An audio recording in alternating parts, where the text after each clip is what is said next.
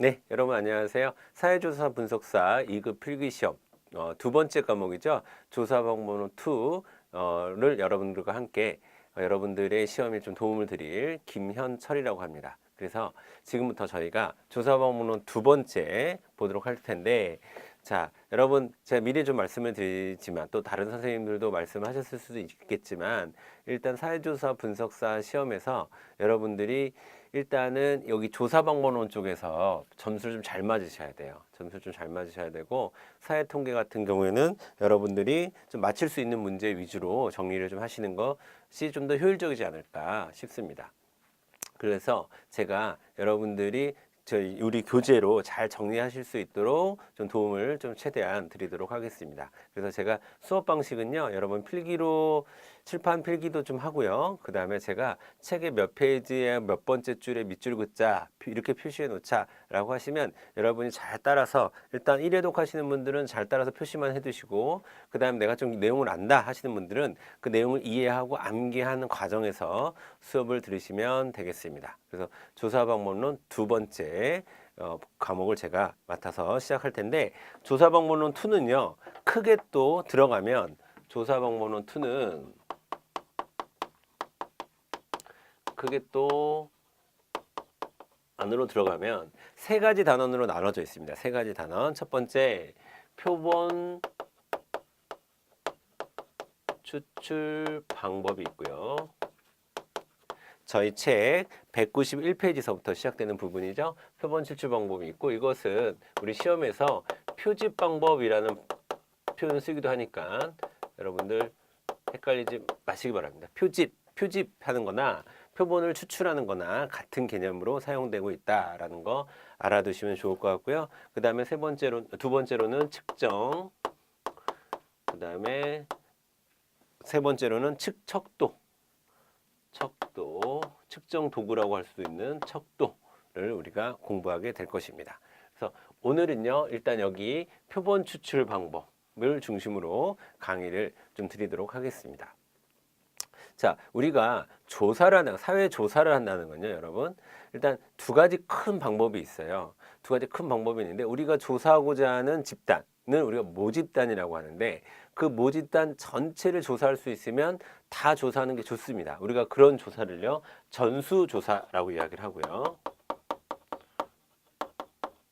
근데 모집단이 너무 많아요. 그러니까 뭐 대한민국 국민이야, 모집단이. 그러면 안 되겠죠. 전수조사하기가 너무 힘들겠죠. 뭐 청소년, 여성, 남성 뭐 이렇게 너무 불특정 다수의 집단이다, 모집단이. 그렇게 되면 전수조사는 힘듭니다. 그때 하는 것이 우리가 표본조사라고 얘기를 하는 거예요. 표본조사.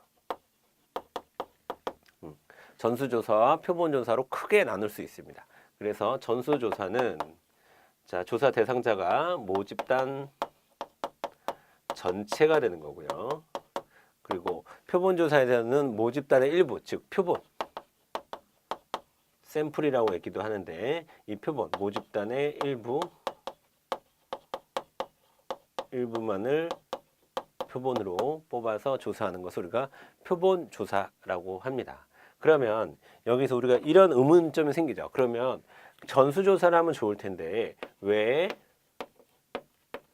표본조사를 하는가? 표본조사를 하는 이유를 우리가 정리를 미리 해둬야 합니다. 이것도 이제 시험 문제 나오는 거니까. 우리가 표본조사를 하는 이유는, 자, 첫 번째, 비용과 시간이 너무 많이 들어요. 모집 전수조사를 하게 되면 그 비용과 시간을 줄이기 위해서 우리가 표본조사를 하는 겁니다. 표본조사를 하는 거고, 두 번째가 좀 중요합니다, 여러분. 두 번째는 비표집 오차 혹은 비표본 추출. 자, 표본 추출과 표집은 같은 말이라고 말씀드렸어요. 비표본 추출 오차. 자, 비표본 오차를 줄이기 위해. 자, 지금은 첫 시간이고 제가 아직 오차에 대한 설명을 드리진 않았지만 지금 짧게 미리 여러분들에게 좀 말씀을 드리면, 자, 오차라고 하는 것은 크게 그러니까 표본 추출 오차와 비표본 추출 오차로 나뉘는데, 표본 추출 오차라고 하는 것은 자, 추출하는 과정에서 혹은 우리가 표본과 모집단의 차이를 이제 표본 추출 오차라고 하는데, 비표본 추출 오차는 그 외의 오차를 우리가 비표본 추출 오차라고 얘기하는 겁니다. 그런데 우리가 모집단 전체를 다 대상으로 하다 보면 이 비표본 추출 오차가 생길 가능성이 더 많겠죠. 조사 대상이 더 많으니까. 그래서 그런 것들을 줄이기 위해서 표본 조사를 하는 경우도 있다라는 거 말씀드린 거고요. 세 번째, 전수조사가 아예 불가능한 경우도 있습니다.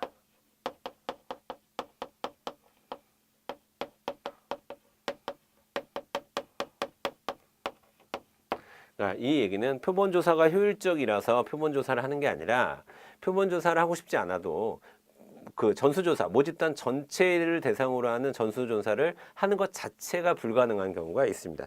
첫 번째, 그 중에서 우리가 시험에서 좀 많이 나오는 건 뭐냐면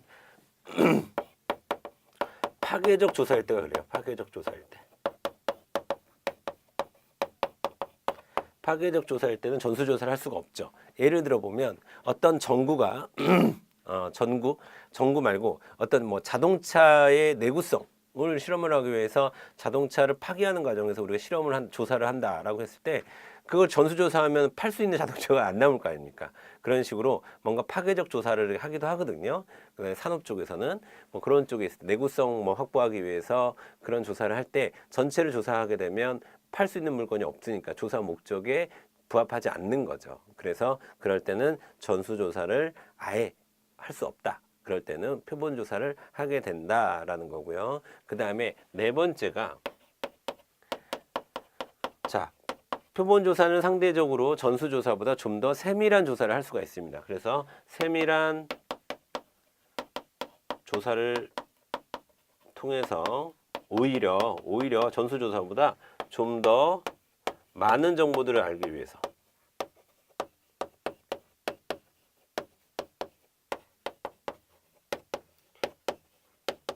자, 우리가 전수조사할 때는 너무나 많은 조사 대상자가 있기 때문에 물어볼 수 있는 게 한계가 있습니다. 하지만 우리가 몇 명을 딱 뽑아서 물어본다고 하면 더 깊은 것까지 물어볼 수 있겠죠. 더 저희 조사자가 알고 싶은, 연구자가 알고 싶은 더 많은 정보들을 끄집어낼 수 있겠죠. 표본들이 적으면 적을수록. 그래서 표본 조사를 하는 이유가 더 많은 정보를 얻기 위해서 표본 조사를 하는 경우도 있다라는 거 알아두시면 좋을 것 같습니다. 자, 그리고요. 자, 우리가 기본적으로 또 알고 있어야 될 개념들 몇 가지를 소개해 드리도록 하고, 제가 책으로 다시 한번 여러분에게 정리를 해 드리도록 하겠습니다. 자, 먼저 우리가 모집단이라는 개념, 제가 계속 모집단이라는 개념을 사용했는데, 모집단의 개념, 그 다음에 표본이라는 개념을 우리가 좀 잘 알아야 되는 거고요. 그 다음에 그러니까 우리가 모집단이라는 걸 통해서 뭐를 추출하는 겁니까? 표본을 추출하는 거죠. 그걸 우리가 표본 추출 또는 표집이라고 이야기한다고 했습니다. 이런 과정을 우리가, 자, 표본 추출 또는 표집 과정이라고 얘기를 한다. 자, 라고 말씀을 드렸고요. 그 다음에 자, 이 표본의 특성들을 알아보는 것은, 이 표본의 특성을 뭐라고 하냐면요, 통계량이라고 얘기합니다. 통계량. 아시겠죠? 표본의 특성을 통계량이라고 하고, 그 다음에 모집단의 특성을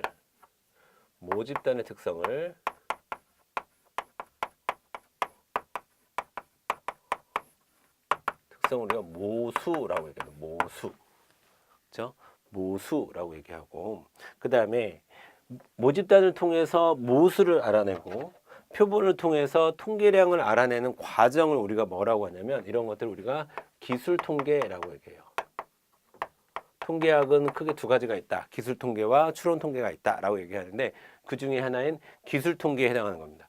자, 모집단의 특성을 정리하는 것, 기술하는 것, 그 다음에 표본의 특성을 기술하는 것을 우리가 기술 통계라고 얘기하고, 표본의 특성을 통계량이라고 얘기하고 모집단의 특성을 모수다라고 얘기합니다. 모수, 통계량. 이렇게 정리해 두시면 될 것 같습니다. 마찬가지로 표본도 표본의 특성을 정리하는 것을 기술 통계라고 얘기하고요. 그 다음에 요게 중요한데요, 여러분. 그럼 표본을 추출해서 표본의 특성을 우리가 아는 이유는 뭐, 알려고 하는 이유는 뭡니까? 표본의 특성을 통해서 모집단의 특성을 추론하려고 하는 거죠. 추론하려고 하는. 그래서 요 과정을 우리가 뭐라고 하냐면 요거를 우리가 추론 통계라고 해요. 추론 통계. 자, 요 과정은 여러분들이 주로 사회 통계 파트에서 많이 다루게 될 그런 파트라고 보시면 되겠고요. 추론 통계라고 이야기합니다. 추론 통계 혹은 추리 통계라는 표현도 쓰고요. 추리 통계라는 표현도 쓰고. 그러면 모수와 통계량에 가까운 어떤 것들이 있느냐라고 얘기하는 볼 텐데, 모수와 통계량은 일단 평균이라는 게 있고요. 주로 많이 쓰는 거 평균, 분산, 표준 편차,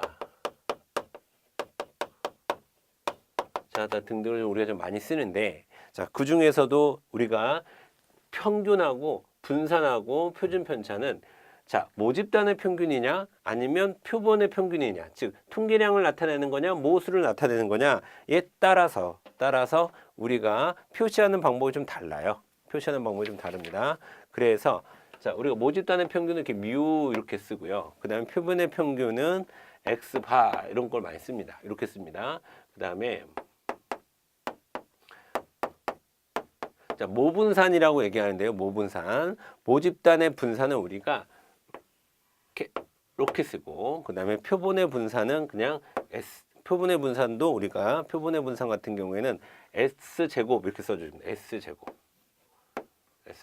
그럼 표준 편차는 여기는 S를 그냥 써주시고요. 여기는 이렇게 이런 표시를 씁니다. 이런 표시를 쓴다는 것은 이런 표시를 쓴다는 것은 우리가 이 표시만 보고도 뭐를 구분해야 된다는 거예요. 그렇죠? 모수인지 아니면 통계량인지를 구분해낼 수 있어야 된다라는 말씀을 드리는 겁니다. 자, 그럼 우리 책을 한번 같이 볼까요? 자, 191페이지부터 한번 같이 보도록 하겠습니다. 제가 전체적인 좀 설명은 여러분들한테 드리는 상황이고요. 그것들을 바탕으로 해서 제가 필기해드린 것을 바탕으로 해서 한번 책을 정리해 보도록 하겠습니다. 자, 1번 표본 추출의 설계, 또 1번 표본 추출의 의, 또 1번 표본 조사와 전수 조사의 개념. 자, 1번 표본 조사는 여러분 어디에 밑줄 그어져 있어야 되냐면요. 자, 첫 번째 줄 후단에 모집단에서 일부를 추출하는 것이 표본 추출입니다. 추출이고, 그 다음에 2번 넘어와서 전수조사는 모집단 전부, 그래서 우리 표본조사에서는 모집단의 일부, 그 다음에 2번 전수조사에서는 모집단 전부에 여러분이 체크가 돼 있으셔야 되고요. 넘기겠습니다. 그 다음에 플러스 스터디, 모수와 통계량에 대한 얘기가 나오는데 지금 이 그림이랑 똑같은 그림이죠. 이 그림을 제가 192페이지 상단에 있는 플러스 스터디, 이거는 여러분들이 요 정도 개념을 알고 시작해야 됩니다. 사회통계를 공부하든 조사방법론을 공부하든, 특히 조사방법론 단계에서 이런 정도의 개념을 여러분들이 원리와 개념을 잘 알고 계시면 이렇게 이 개념을 이해하는 데 상당히 도움이 될 것이라고 믿습니다. 그 다음에 그 밑에 표본조사의 이점, 저는 이제 왜 표본조사를 하느냐라고 설명을 드렸는데, 자, 이 네 가지는 여러분 다 중요합니다. 제가 필기해 드렸으니까 여러분들은 책에 밑줄 정도만 그어주시면 될 것 같고요. 비용과 시간을 절약한다. 비표본 추출 오차를 줄인다. 그래서 3번 파괴적인 조사에 적용한다. 이거는 전수조사가 아예 불가능한 경우의 사례로서 제가 파괴적 조사를 말씀드린 바 있습니다. 그 다음에 4번 비용 시간을 절약해서 다량의 정보를 획득하기 위함이다 라는 것들도 챙겨두시면 되겠습니다. 이렇게 한 4가지 정도의 이유가 있습니다. 표본 조사를 하는 이유. 그래서 우리가 이런 마인드부터 일단 바꾸셔야 돼요. 전수조사는 무조건 좋은 거고 무조건 정확한 거고, 그 다음에 표본조사는 무조건 부정확한 거고, 이렇게 생각하시면 안 되고요. 전수조사가 어울리는 연구가 있는 거고요. 표본조사가 어울리는 연구가 있는 겁니다. 그래서 우리가 적절하게 또 전수조사보다는 일반적으로 표본조사가 훨씬 더 효율적이기 때문에 표본조사를 잘 사용할 수 있는 것이 우리 조사 방법에서는 굉장히 중요한 화두가 되는 겁니다. 자, 그리고 이렇게 책 정리를 이제 2페이지 정도 좀 해봤고요. 이제 표본 추출의 단계, 과정에 대해서 한번 정리를 해보도록 하겠습니다. 표본 추출의 단계. 자, 표본 추출의 단계 보도록 하겠습니다. 첫 번째, 표본 추출. 보면 표본 조사를 하기 위해서 표본을 추출해야 되는데 표본 추출은 어떤 과정으로 하느냐에 대해서 말씀을 드릴게요. 첫 번째, 일단 모집단이 확정이 돼야 되겠죠. 표본을 추출하려면 모집단이 확정이 돼야 되고, 그 다음에 두 번째 단계에서는요, 표집 틀. 자, 표집 틀. 이 표집 틀을 다른 말로 뭐라고 하냐면 표본 프레임이라고 합니다. 프레임. 자, 이 표집 틀 또는 표본 프레임을 결정을 해야 되는 거. 표집 틀 결정이 두 번째 단계에 해당하는 거고요. 그다음에 세 번째 단계에서는 어떻게 그러면 표본을 추출할 것인가? 표본 추출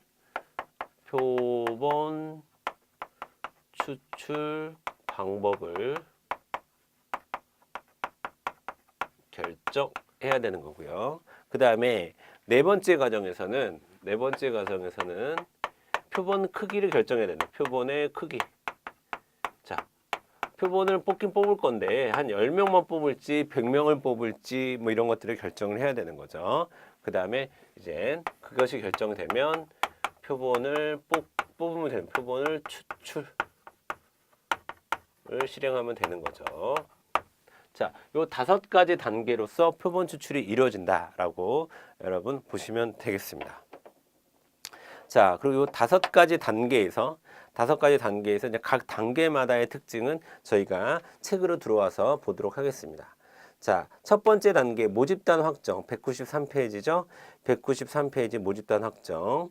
자, 여러분들은 제가 밑줄을 그리는데 꼭 밑줄을 거두시고 그렇게 읽으시면서 따라오면 됩니다.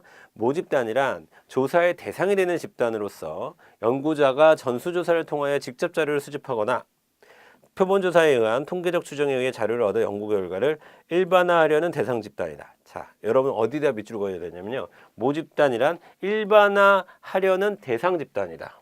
그러니까 모집단을 좀 새로운 관점에서 다른 관점에서 얘기하는 거죠. 일반화하려는 대상 집단이다. 자, 모집단을 일반화하려는 대상 집단이다 라고 얘기했고요. 그 다음에 밑에 플러스 스터디도 좀 중요한 문제입니다. 이것도 우리가 개념상 구분을 좀 해야 돼요. 앞으로 구성 요소라고 하는 거하고 표본 추출 단위라고 하는 거하고 좀 구분을 해야 되는데, 구성 요소라는 것은 해당하는 모집단을 구성하고 있는 개별 단위들을 얘기하는 거고요. 한 명 한 명, 예를 들면 사람을 치면 우리가 10명을 조사한다. 그러면 A명, 뭐 첫 번째 사람, 두 번째 사람, 세 번째 사람, 이렇게 한 명 한 명을 우리가 구성 단위라고 얘기하는 거고요. 표본 추출 단위는 표본 추출 각 단계에서 표본으로 추출되는 단위인데, 한 단계 단순 표본 추출에서는 표본 추출 단위와 구성 요소가 일치하겠죠. 그러니까 우리가 10명 중에서 뭐 전체 100명 중에서 10명을 뽑는다라고 했을 때는 그 100명이 표본 추출 단위가 되는 거고 그 100명이 구성 단위가 되는 거죠. 구성 요소가 되는 거죠. 그런데 자, 여기서부터 여러분이 밑줄 그어주시면 좋을 것 같습니다.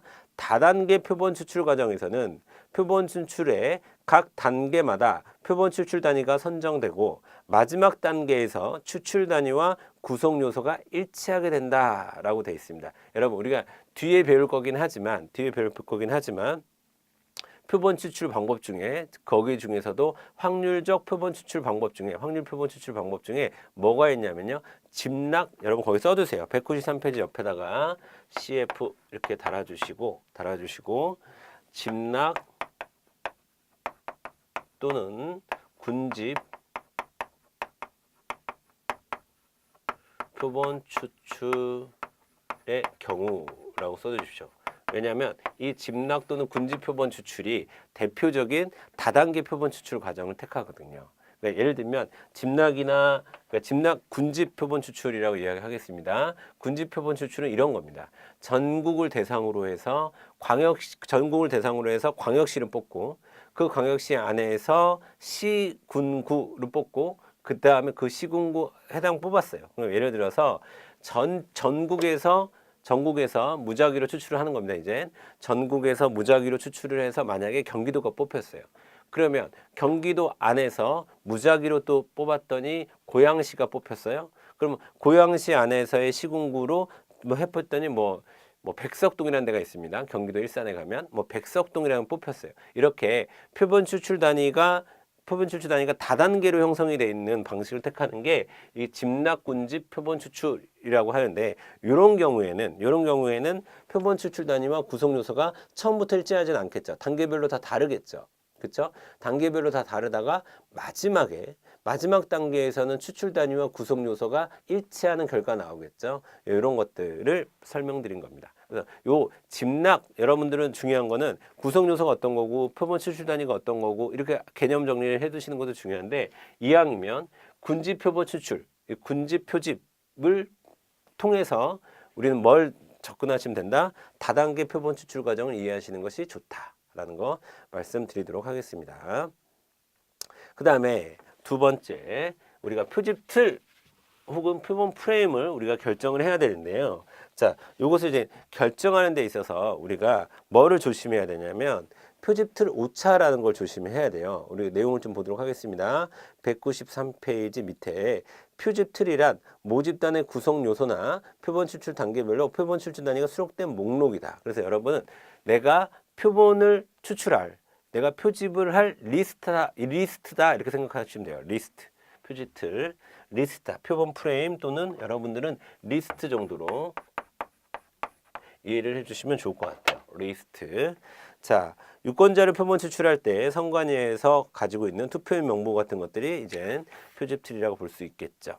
근데 여기에서 우리가 표집 틀 오차라는 게 발생하는 건데요. 자, 좀 넓게 보면 이런 것들 우리가 표본 오차라고 볼 수가 있습니다. 표본 오차.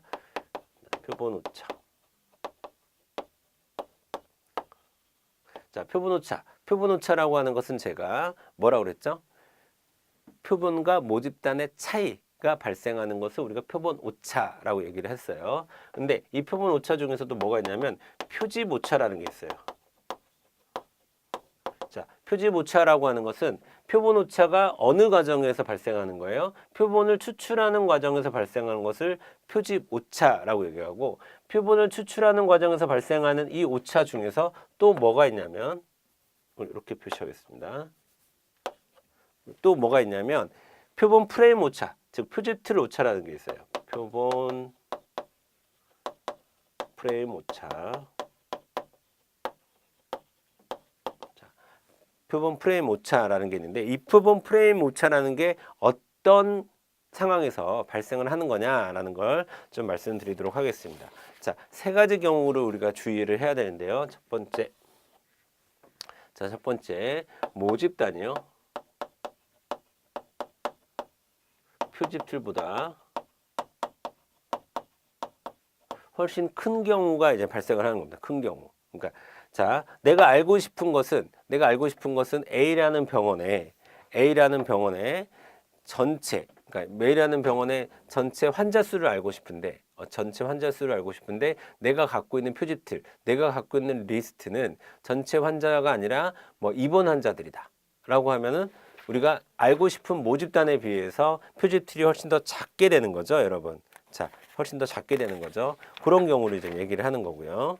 자, 그래서 이런 경우에는 모집단이 그러니까 표집틀이 모집단에 속해 있을 때 어떤 문제가 발생하냐면 포괄성 문제가 발생을 하는 거죠. 포괄하지 못하는 포괄성 문제가 발생하는 거고, 포괄성 문제가 커지는 거고, 이런 오차를 우리가 표본 프레임 오차 중에서도 불포함 오차라고 얘기합니다. 불포함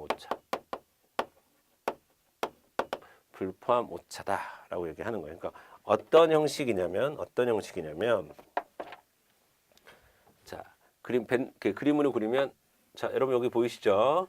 자, 모집단이 더 크고요. 그 다음에 표집틀이 더 작은 경우, 이런 경우에는 자, 모집단 전체를 표집틀, 표본 프레임이 다 포괄하고 있지 못하고 있는 그런 불포화 오차가 발생할 수가 있는 거고요.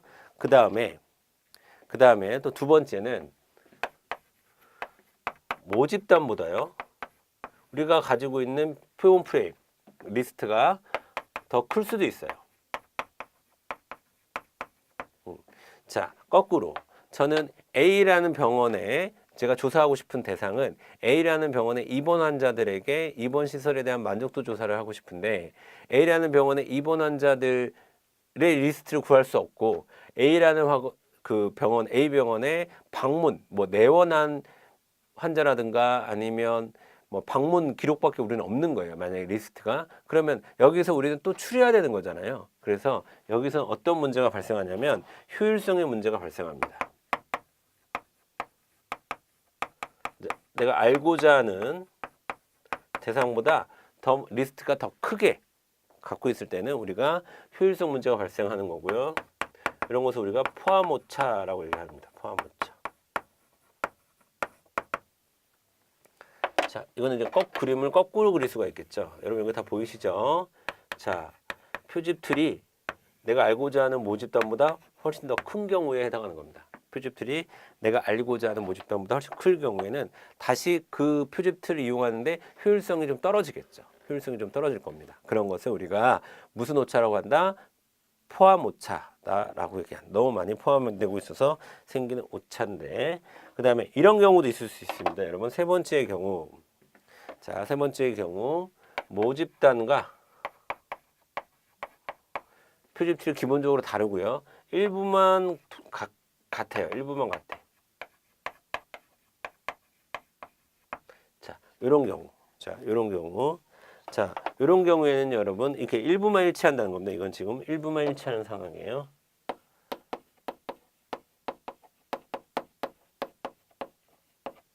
일부만 일치하는 상황이 되는 거고요. 자, 요럴 때 어떤 문제가 발생하냐면 일반성, 그러니까 일반화 가능성이라고 보시면 돼요. 일반화 가능성이라고 쓸게요. 일반화 가능성은 점점 줄어들겠죠. 다르니까. 모집단하고 표집틀하고 일단 달라요. 일부만 일치한다라고 했을 때는 이런 문제가 생기죠. 그러니까 우리가 그림으로 그리면 이렇게 내가 알고자 하는 모집단은 이렇게 여기에 있는데 내가 구한 표본 프레임은 이 정도인 겁니다. 그래서 이렇게 일부만 중복되었을 때 발생할 수 있는 문제들도 있습니다. 자, 그래서 제가 지금까지 여러분들한테 드린 설명드린 것은 뭐예요? 표집틀 오차입니다. 표집틀 오차. 즉 다시 얘기해서 표본 프레임 오차. 표본 프레임 오차에 대해서 제가 좀 말씀을 드렸고요. 그래서 조금만 더 심화적으로 좀 들어가 보면 우리 시험에서 또 표현하는 용어대로 좀 정리를 다시 한번 해드리면 이 표집틀, 그러면 이런 문제들이 있기 때문에 이 표집틀, 자, 좋은 표집틀 틀의 조건을 정리해 보면, 좋은 표집틀의 조건을 정리해 보면 첫 번째, 포괄성 문제가 발생하지 않게 포괄성을 갖추고 있어야겠죠. 내가 알고자 하는 모집단을 다 포함하고 있어야 되겠죠. 그 다음에 추출 확률이 보장이 돼야 돼요. 추출 확률이 같아야 됩니다. 추출 확률이. 모집단의 개별 요소가 추출될 가능성이 동일할수록 좋은 표집틀이 되겠습니다. 좋은 표본 프레임이 되겠습니다. 그 다음에 세 번째로는 이 문제를 해결할 수 있도록 효율성을 갖추고 있어야 되고요. 자, 효율성을 갖춰야 됩니다. 그래서 이거는 얼마나 내가 알고자 하는 모집단에서 개별로 내가 표집하고자 하지 않는 요소들, 그러니까 내가 알고 싶지 않은 것까지 여기 있는 경우잖아요. 그렇죠? 표집틀에 있는 경우. 내가 알고자 하는 것은 입원 환자인데 표집틀은 전체 방문 환자까지 다 포함되어 있다고 한다면 효율성이 떨어지는 거죠. 그런 것들을 우리가 효율성 문제라고 하고, 그다음에 효율성을 확보하는 것이 좋은 표집틀의 조건이다라는 거고, 마지막으로 일반성. 자, 일반성이라고 하는 것은 표본의 결과가 모집단의 결과로 일반화할 수 있는가, 일반화가 가능한가라는 문제도 충족을 하면 굉장히 좋은 표집틀이 되겠죠.